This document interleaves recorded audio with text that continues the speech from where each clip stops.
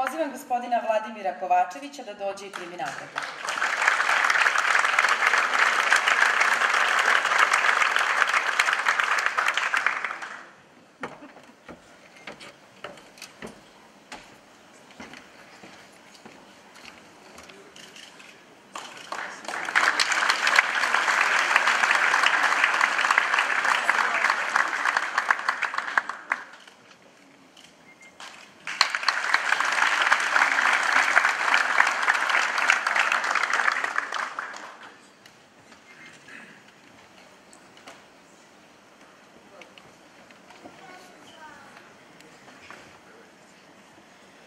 Zamolili su me da vam se obratim, da kažem par reči.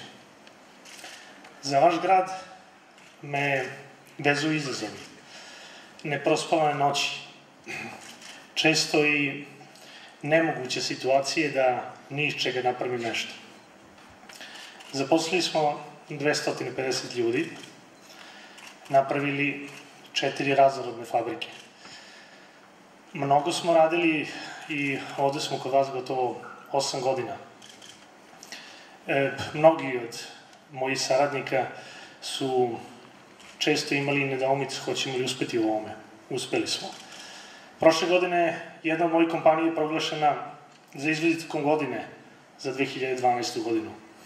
I ja moram da vam kažem da sam ovde u vašem gradu proizveo dobara za 3,8 miliona evra i izvezao u razvijenu Evropu. Dakle, može se i u malom gradu postići nešto što drugi smatraju izvanrednim. Nismo se zaustavili tome, na tom mestu već smo nastavili dalje. Upoznavajući grad, otvorile su se neke okolnosti za razvoj nekih novih aktivnosti.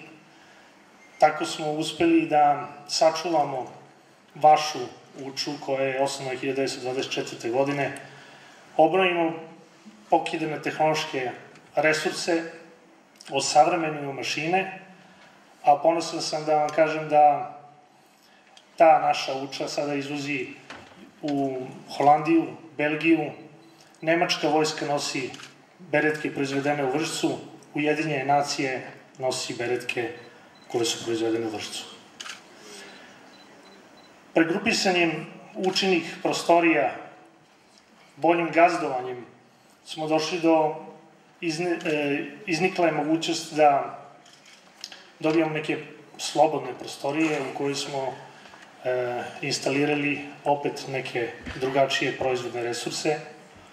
Nekad je proizvodnja veterinarskih lekova bila sastavni deo grada Vršca. Preformulacijom aktivnosti Hemofarma stvorila se mogućnost da nešto što je pripadalo ranije Vršcu ponovo dobije neki drugačiji sjaj, drugačiji koncept. Mi smo uspeli da oformimo novu fabriku veterinarskih lekova na bazi neke aktivnosti koje su Vrčani ranije imali.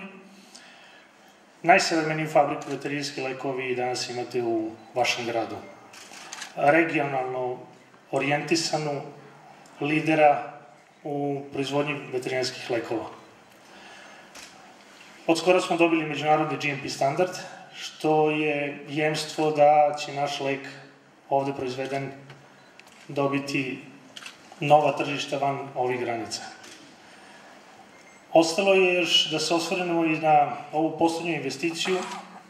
Kada mi to sve tako krenulo, računamo da bi mogli da konačno imamo privilegije i komparativne prednosti ovog grada, to je na bazi farmaceutske industrije.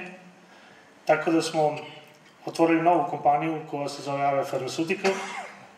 Instaliran je u tehnološkom parku. Dozvolu za rad smo dobili krajem ove godine i očekujemo da će prvi lek biti pušten u promet nešto rane jeseni. Tako da je moja poruka ovom gradu, nije sve tako sivo.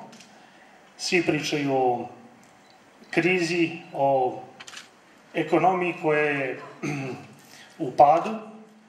Ako dobro zasučemo rukava i pronađemo neki koncept, može to i da uspe. To smo mi uradili i pokazali sopstvenim primjerom. Želim da vam čestitam na Slavi.